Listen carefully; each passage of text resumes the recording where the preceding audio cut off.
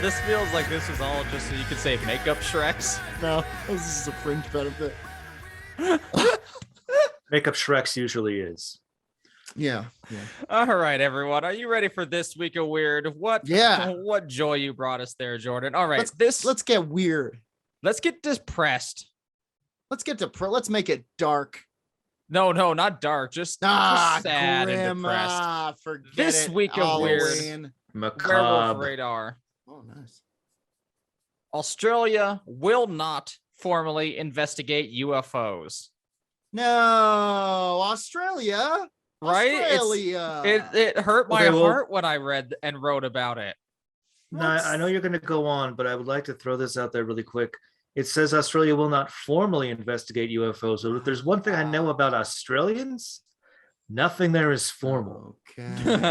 This is going to be right. This belongs to the Bushmen.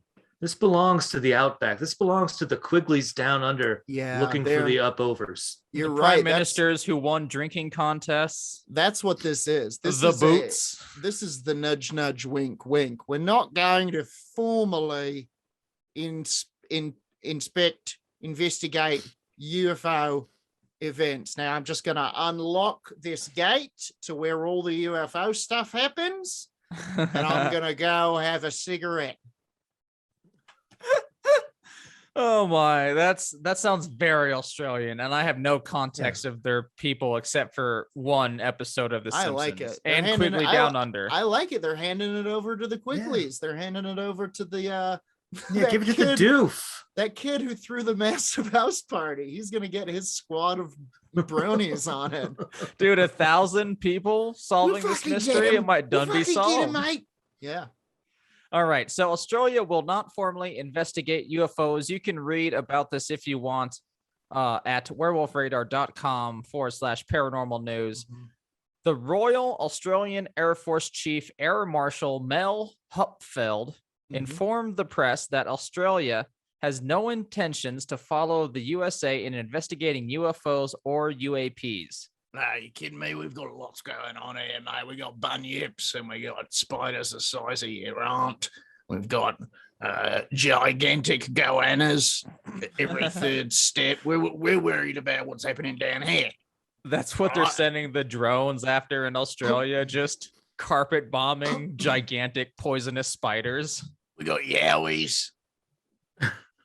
They do. They have Australia has its own paranormal index. Yeah, so don't go telling me I need to look at the bloody UFO population, all right? He also stressed Chief Air Marshal Hupfield that his pilots have not reported any sightings of unexplained objects in the skies. Well, in a world where everyone's pilots are reporting UFOs, Australia that's just that giant exactly bird what it is. Yeah. It's that Rodan we've been chasing. We got another Rodan up here. We got another pterodactyl. So the chief air marshal was asked about the declassified report released by the U.S. Office of the Director of National Intelligence in June of 2021 during a Senate estimates hearing. While questioned by Greens Senator Peter Wish Wilson. Oh no. Yep. Yeah, Australian names get a little bit wacky. Chief answered, there's always a wish before the name. Yeah, he's on his last one. He wished to be a beach boy, and then he wished to be a member of the Australian Senate. So the chief answered he was not formally aware of the U.S. or the U.S. UFO report, but had noticed it in the media. Yeah, we know what they're up to over there. Bloody disgrace is what it is. I feel like this guy, I don't know why, but I'm getting a very no-nonsense vibe off of this guy, and I feel like this is the type of guy that if you call in and you're like, Lieutenant, we've got a bloody UFO up here. He's like, take a salt tablet and get yourself together, mate. You know? It feels like he's brushing off a lot of this. You're telling me not one person in Australia has reported an unidentified flying object? No, Not one of his men. not one of not one of his men, not one of his pilots. I don't know about that.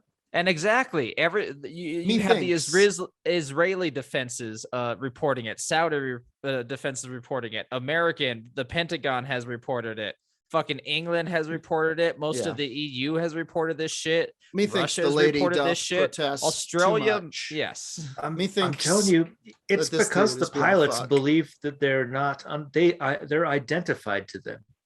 Do you think maybe it's because it's like some random? It's like, you know, if you live in Australia, like you're going to see these crazy ass poisonous spiders crawling on your ceiling all the time. You're like, it's just one of them night crawlers.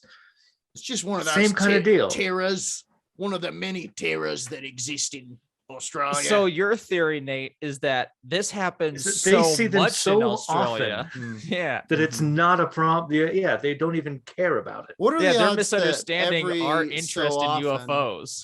It's just an Australian going in, and he's like, "Oh, I'm still knackered, mate. Oh, bloody drank all of those Fosters last night. I shouldn't be going up in the plane." And he goes up, and he's like up there chundering, and then he sees a UFO, and he's like, "Oh," rubs his eyes and like throws the bottle, you know, never again. Tosses it out the window of a jet. Yeah, exactly.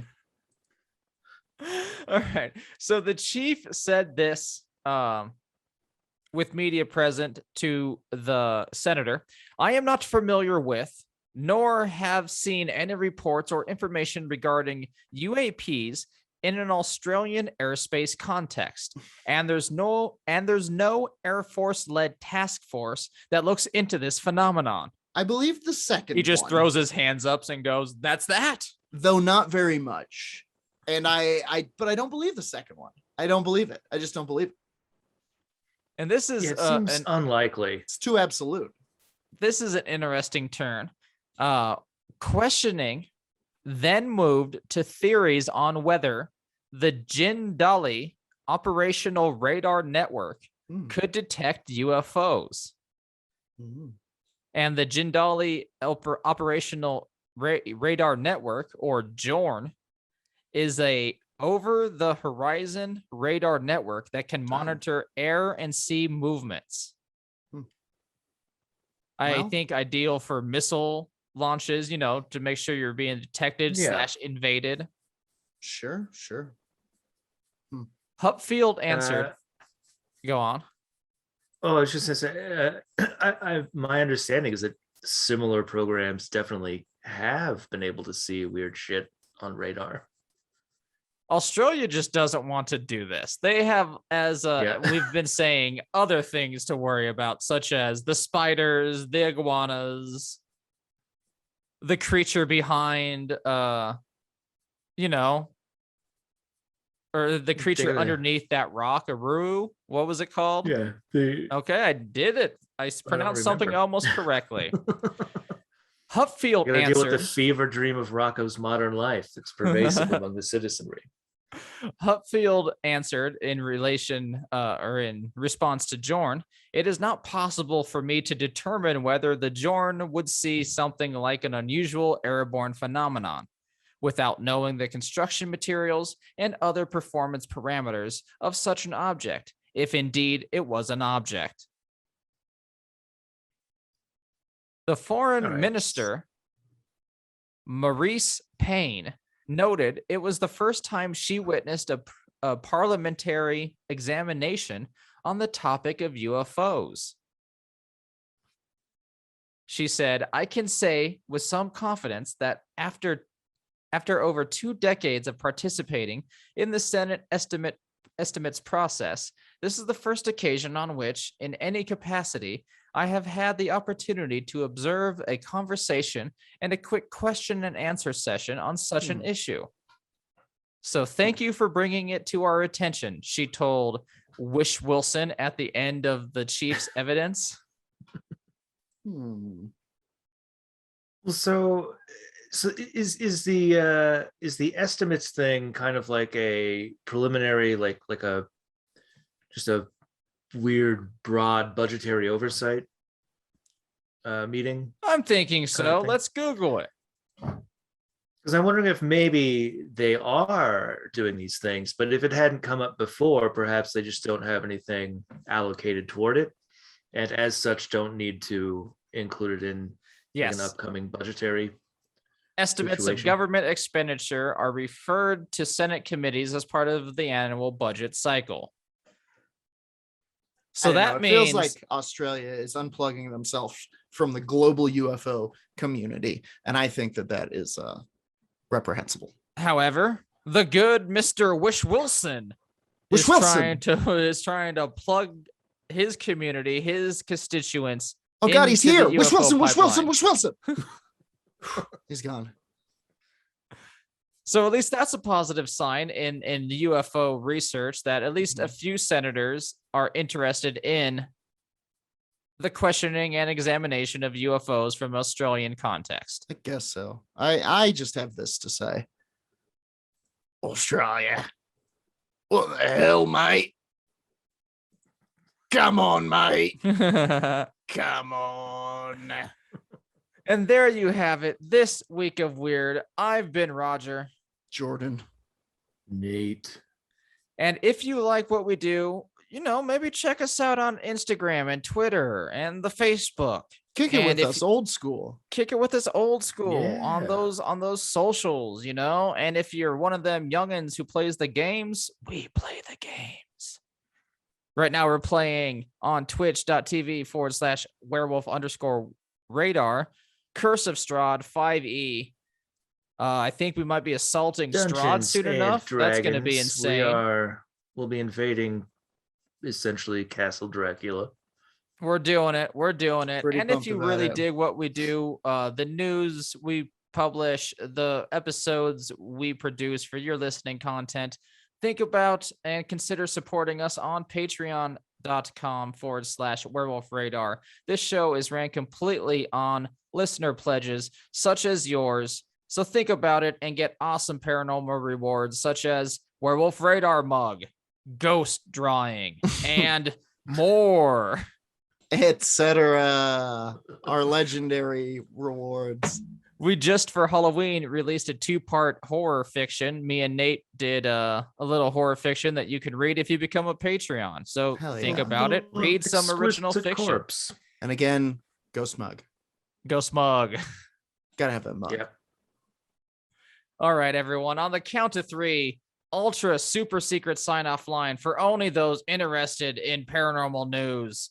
1, 2, 3. Suspect the void. Space persons.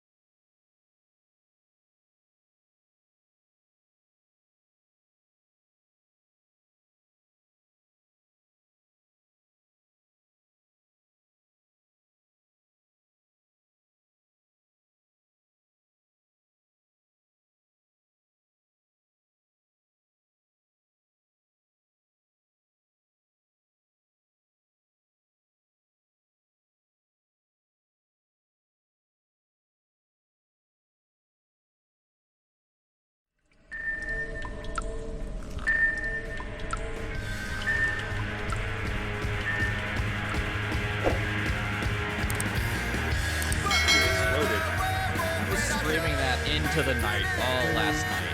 Halloween night from 8. As soon as the sun set, it was just Pumpkin God all night long. Dancing through the spooky beams of moonlight, and even Jack Skellington himself would cringe at the sight of the Rogers abroad without their skins. Dude, it's crazy. Truly. You can find us on Rogers Without Our Skin Facebook group. But that's we're recording a new version of Have You Seen the Ghost of Raj? How was Halloween for everyone? Did you guys feast on candy and in service of the pumpkin god? You know it, baby. Candy corns, waxed lips. Ooh, gross. Oh no. All the bad ones, huh? Those unmarked candies that are in my grandma's bowl. Oh, geez. Those little strawberries. Loose sweet tarts. Oh, good. Circus peanuts. Just yellow handfuls Starburst. Of cotton candy handed by the hand. Uncandied apples. Some kind of popcorn wad. Some kind of weaponized popcorn wad. I love wad corn. That was always weird. Like, you know, razor blades and poison. Yeah, scary urban myth kind of situation. But sure. Homemade treats in general, it's like there's something about biting into a cookie that it's like, oh, I can taste the air in your house. You know what I mean? And when it's a little too personal, it's like I don't want this. What is this? Cornflakes that fell in chocolate? Did you get this out with your hand? See, I would love that as a child, just coming home with random like I don't know what this glops of homemade candy. It's just a bag. It's like one of those bags filled with juice that you get in Puerto Vallarta, like a fucking baked potato. And he's got a whole focaccia in here. What the fuck is happening out there? Where'd he go trick or treating? His house was giving out tiny space bags full of grape juice. I don't know. Boy, when I was a kid, I remember one of my first Halloweens, one of my first like big Halloweens where I was like, oh, this is it. And I got to go out alone with my brother. The main thing that had us all buzzing that night was there was a house giving out the tiny half sodas, but those half sodas were the newly released Super Nintendo commemorative flavors. So you would get like a Mario Cola, a Luigi Sprite, a Yoshi like green sewage. apple flavor. It tastes like turtle water. Dude, I remember those. Good. That had what a legendary year. Truly. Full-size candy. May your sacks be blessed with full-size bars and half-size sodas. Amen.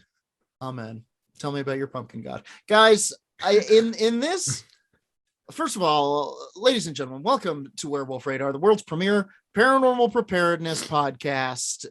My name's Jordan Dahl. I am Nate Balding. I am Roger Norquist. Today's episode of Werewolf Radar is brought to you by Monstroco Blood Point Pens. Are you tired of getting lightheaded from filling out infernal contract after infernal contract?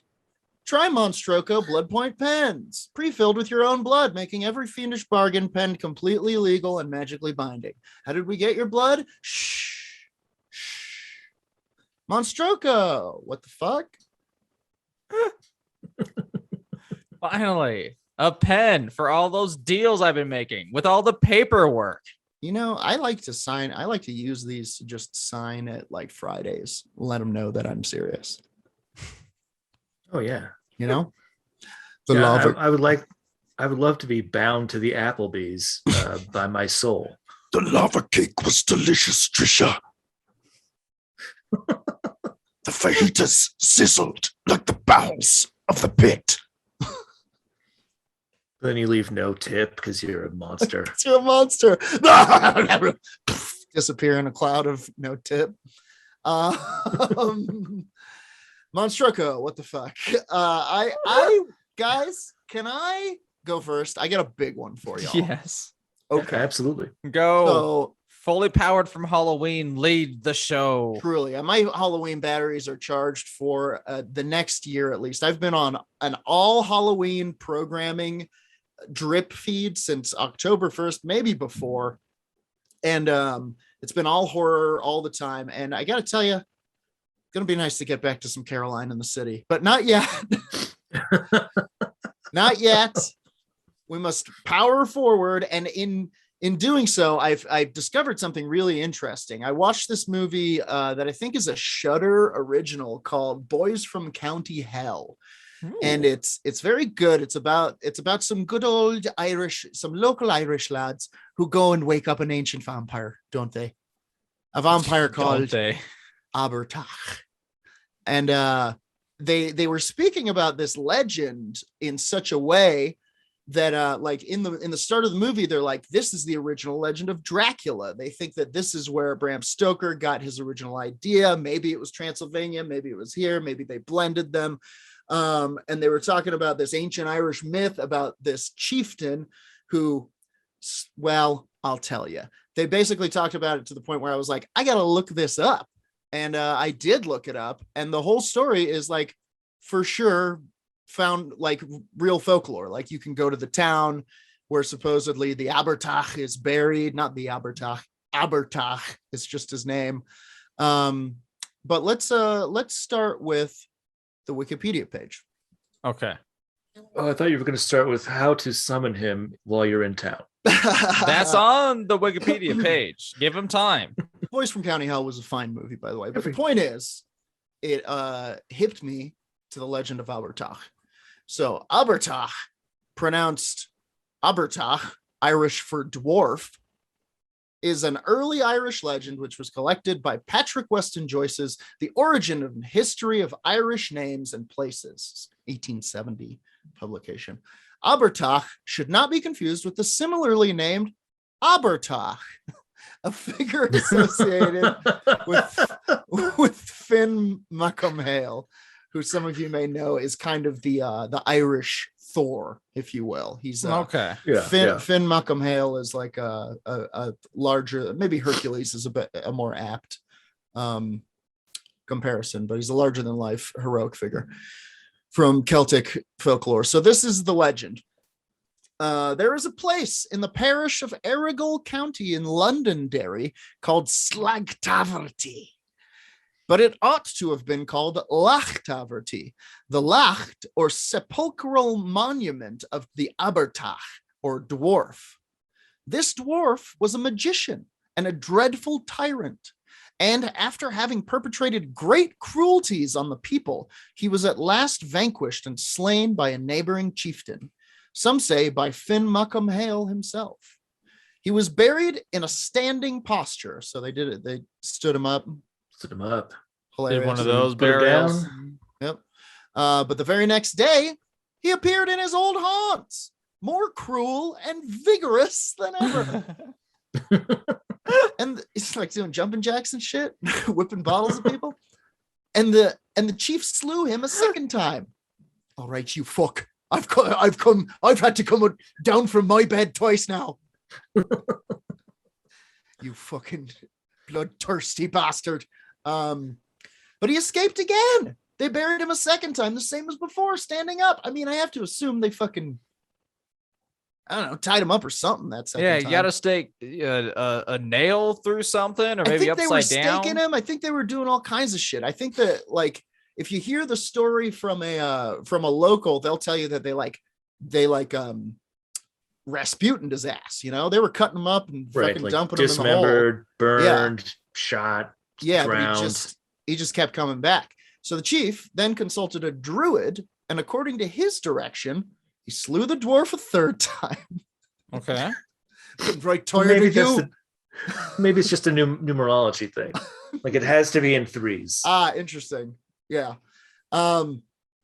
He slew the dwarf a third time. No. And buried him in the same place with his head pointed downwards. See? Which I think I know why. His magical power so that he never again appeared on the earth. The Lacht raised over the dwarf is still there, and you may hear the legend with much detail from the natives of the place. What were you gonna say? What was your guess, Roger? Okay, see, I was upside down is Mhm. always the way to go Mm-hmm. because I assumed he'll be tricked and he'll keep Mhm. digging downwards thinking it's up. Yeah. I've heard that in some Eastern European vampire mythology where they what do they call them? Grave eaters, dirt eaters? No, shroud eaters. Because like Yeah. a shroud eater will eat its death shroud, its burial shroud, and then keep chewing through the coffin and the earth and like come out of the ground. And so to trick them, they would flip the coffin upside down. So presumably they're just still going, and someday somewhere in rural China, I'm very But tired. I've never I mean, heard they're not of going to make it through the core, right? No, I saw that think movie. they're gonna hit some shale and start just Yeah. gumming at it for It's a good the rest thought, of though, eternity. Raj.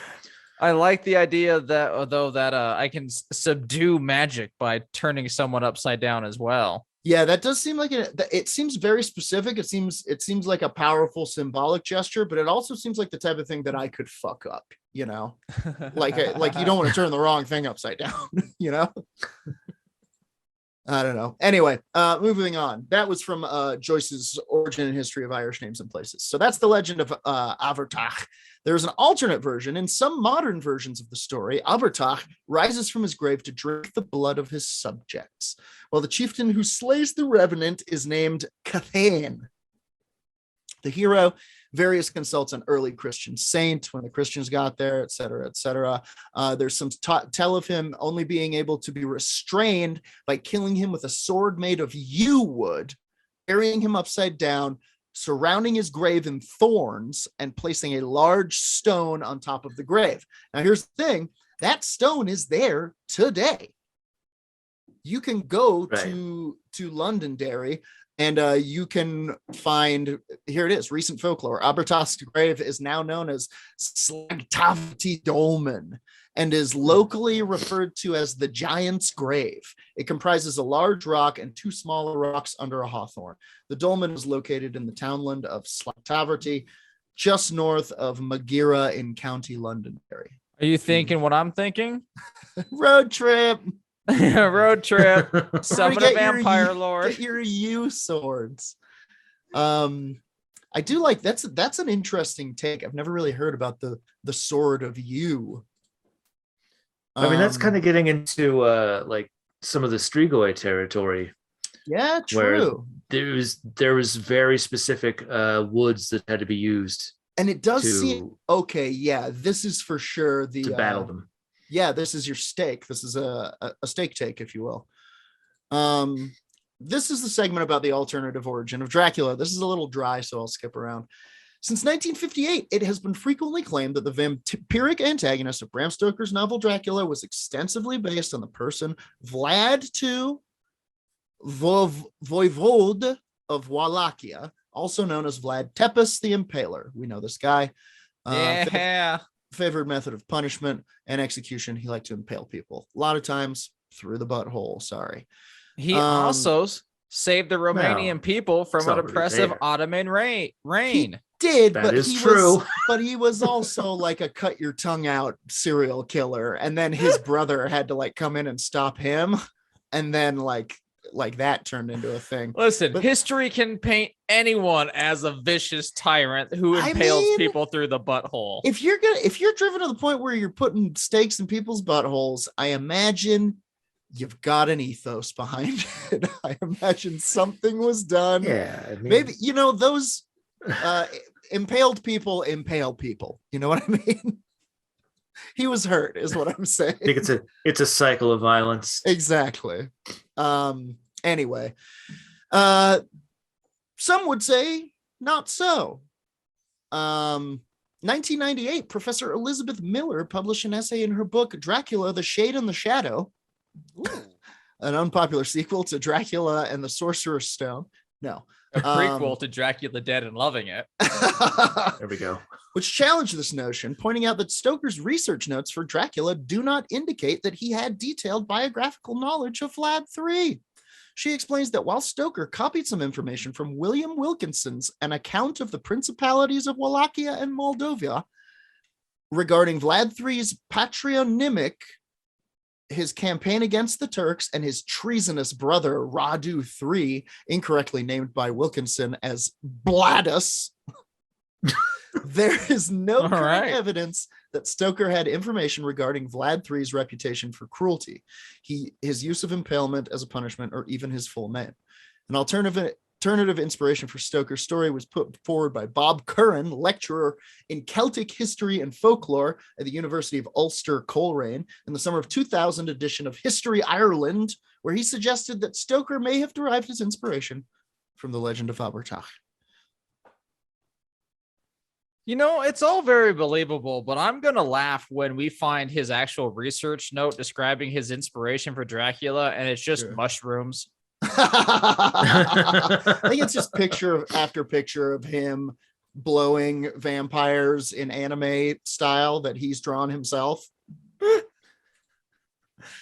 Yeah, they're gonna burn that research note. They're just gonna let that be a mystery. Let the people guess. We need the Bram Stoker Hentai Museum. So release the Stoker cut. This got me, as it so often does, going down one of those rabbit holes that they keep on the internet. Yeah, I'm going down a Stoker hentai rabbit hole later. So I started searching around looking for some more info on Irish vampires and the Irish undead in general, because there is an entire kind of there's an entire sort of phylum of undead and undead legends that come from Ireland. And I managed to track this down, this really recent article from October 2021 on irishcentral.com that is scariest monsters and demons from Celtic myth for Halloween. Ooh. For Halloween. I didn't think it would turn so fun. I know it got fun at the end, right? For your children. Okay. First up, Dargdu, the Irish vampire. Yes, Dracula himself is an Irish creation, according to this, but there's also a vampire that resides right smack in the middle of Ireland. His name's Ian. Dargdu is an Irish name meaning red bloodsucker, is a female demon that seduces men and then drains them of their blood. According to the Celtic legend, an Irish woman who was known throughout the country for her beauty fell in love with a local peasant, which was unacceptable to her father, the Dick. Dad forced her into an arranged marriage with a rich man who treated her terribly, and eventually she commits suicide.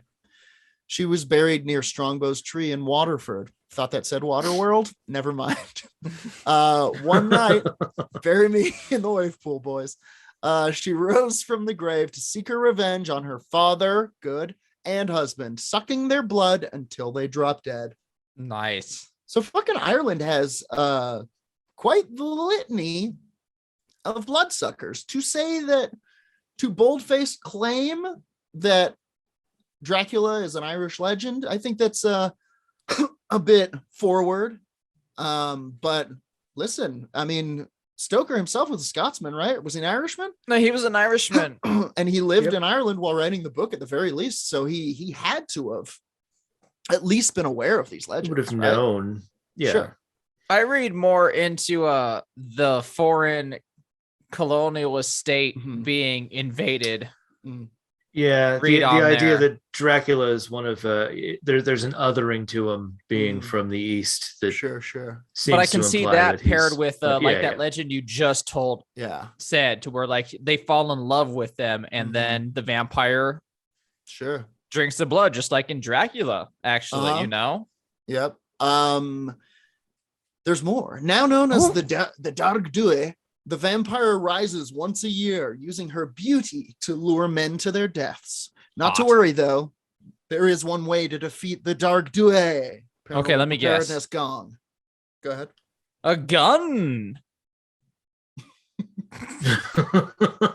Nate, would you also like a guess? I guess I'm gonna say smelling awful. Okay. Okay. Okay, and I'll also throw in with a gun. Let's find out. To prevent the undead from rising from the grave, simply build a pile of stones over her grave.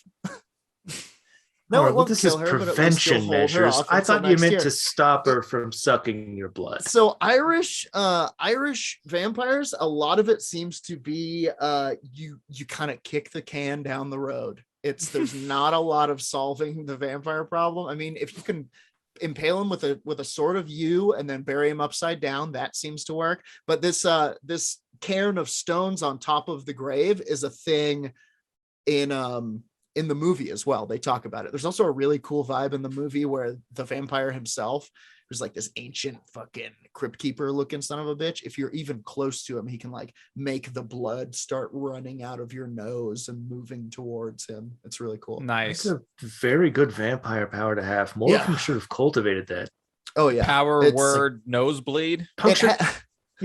Puncturing teeth is great, but power word you could just bleed them.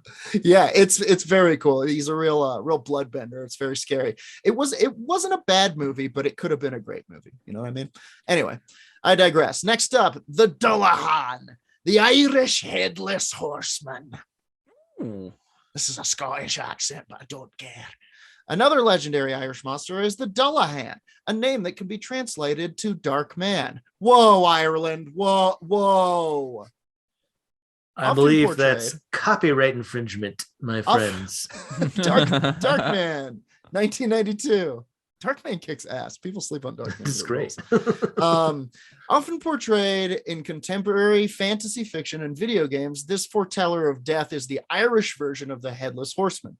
The Dullahan rides a headless black horse with flaming eyes. Sorry, what? Wait. The Dullahan... Darkman was played by Liam Neeson. Okay. I know. Do you think that's a reason that Look, Sam Raimi hired Neeson? No, he was like, if we're gonna have someone playing the Dark Man, though Irish and terrifying, we have to go to Irish folklore. He is not. I don't think he comes up on this list. We'll see. Liam Neeson might be towards the end. So the Dullahan rides a headless black horse with flaming eyes, carrying his head under one arm. When he stops riding, a human dies. Some versions of this legend say that the Dullahan throws buckets of blood at people he passes. Fuck yeah. Wow. Gotcha. While others say it's festive. While others say he simply calls out the name of the mortal that will soon die. As with most evil forces, the Dullahan has a weakness: gold. The creature is scared of the substance, so any lonely travelers would be wise to have some on him in case they have a run-in with this headless horror. Boy, this sounds like a it sounds like a setup for a highwayman. This sounds like a telling some people in a bar, like, you better have some gold on you, or our local Dullahan's gonna get you. And then just later on, they pop out and take it. Yeah. And then they're like, oh, and if he jumps out at you, be sure to throw your gold at him. He's scared of it, you see. And here's some blood. Ha ha.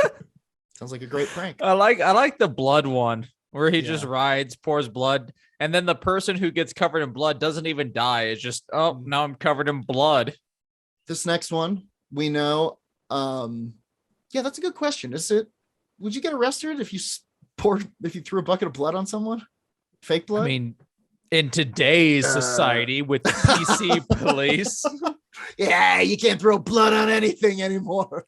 These snowflakes won't let you carry anyone anymore. Hilarious. We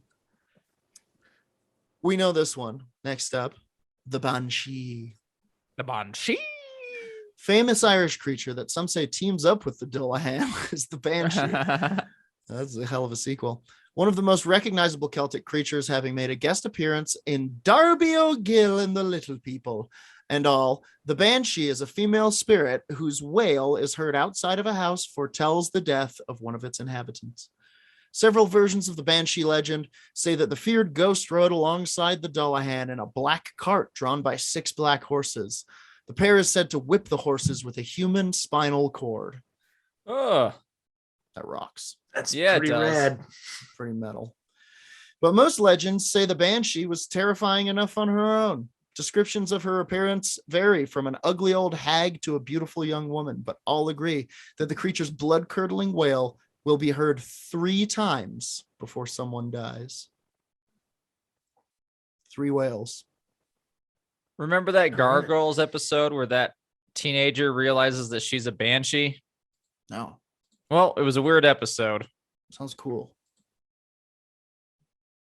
Next, Baelor, the I'm Celtic firing up demon Disney Plus king. right now. Baelor is the demonic god of death in Celtic mythology. Sporting one eye and a single gigantic leg, the evil creature was king of the Fomori, demons who lived in the dark depths of lakes and seas.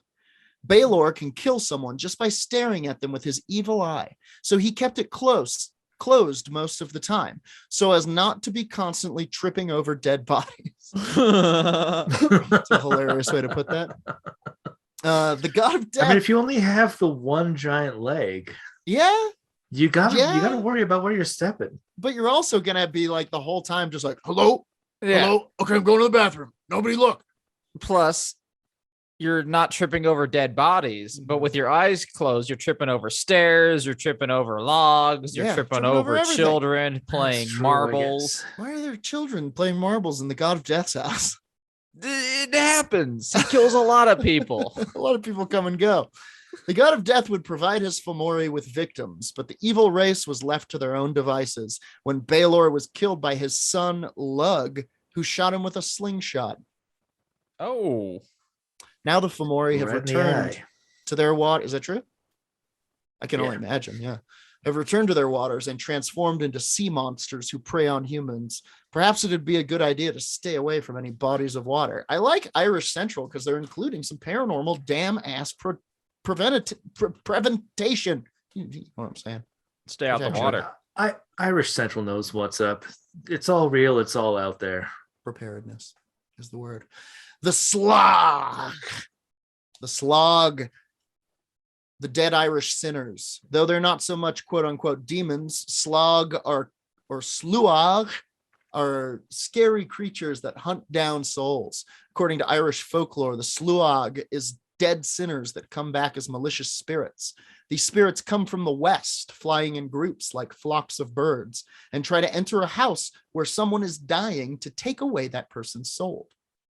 Some Irish families would keep their west-facing windows shut at all times to keep the sluag out of their homes. Some say the slog is the Irish version of the Wild Hunt, a European folktale about ghastly hounds or spirits traveling around in packs foretelling of death and disaster. Y'all know about the Wild Hunt. I faced the wild hunt in search That of my old- daughter, Cece. I that forgot old- the daughter's name. Sorry. Song and dance. All right.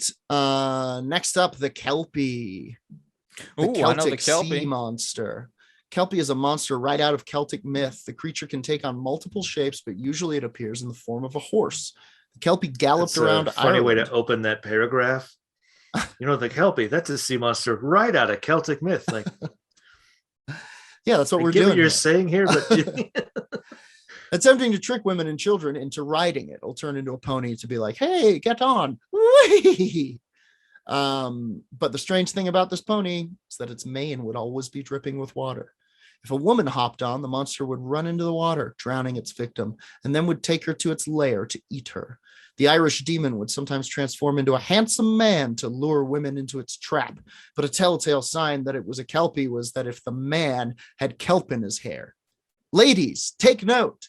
If meet a guy with seaweed on his head, don't go home with him. And I have 3 more guys, but I'm going to save them for next week, I think. Or should I just cram them? Let's cram them. cram away. Let's cram them and jam them. Okay. Next up, the Kartanach. It's Halloween, and a lot of people need to know about this stuff. Hell Or, well, yeah. I guess it will have been Halloween when they hear it, but Next up, the Carthanach, the Celtic fire spitter.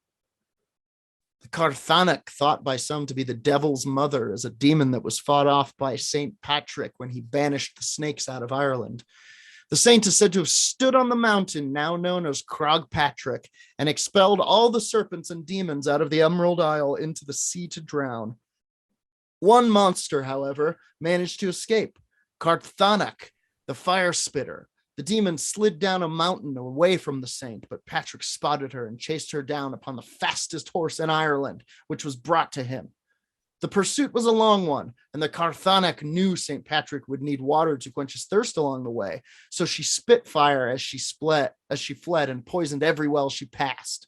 Though the saint was desperately thirsty, he refused to drink from the poisoned well and prayed for guidance. Patrick eventually made it to the Hawk's Rock, where he waited for the Karthanak. As the demon approached, he jumped out from his hiding spot and banished her from Ireland with a single word. The evil fire spitter drowned in the ocean, leaving a swell behind that created the famous Hawk's Well. That's awesome. Pretty cool, I right? love that story. Yeah, kind of the boss fight for the snake situation. Yeah. That's rad. Next up, the Leanan Seed, the evil Irish fairy muse. Both a muse and a demon, Leanan Seed is another of Ireland's mythological vampires. The fairy was a beautiful woman who was said to give inspiration to poets and musicians, but at the price of their lives. She would make the artists her lover, sharing with them her intelligence, creativity, and that booty. But when she left, the men would be so depressed, they'd die. Leanne Seed would then just take sounds her like every Irish author's natural arc. Then take her dead lovers back to her lair. Rather than directly suck the blood of her victims, Leanne Seed got creative and collected their blood in a giant red cauldron, which was the source of her beauty and artistic inspiration. Interesting. As with the Derg Dew, to prevent the undead Leanne Seed from rising, one must put a cairn of stones over her resting place. A tip to artists: perhaps you should look elsewhere for inspiration, rather than risk falling into the evil hands of the Leanne Seed. But you see that I'm booty? supposed to look inward now? Listen, you know how bad it is in there all the time. Make art that is an internalized expression of the human. And finally, we have the famous questing beast of Celtic lore. This is one of my faves. Another snake-like evil Celtic creature is the questing beast, a monster with the head of a snake, the body of a leopard, the ass of a lion, and the hooves of a deer. The head of a snake, body of a leopard, the backside of a lion, and the hooves of a deer. Yeah. The beast. What, did I make this character? The Jesus beast, Christ. What, did I draw this thing on my Trapper Keeper in the 4th grade? The beast's constant cry was said to sound like the bark of 30 dogs. The questing beast, known to be quick, was hunted down by many a knight, and in Celtic myth was chased by King Pellinor, an Arthurian character.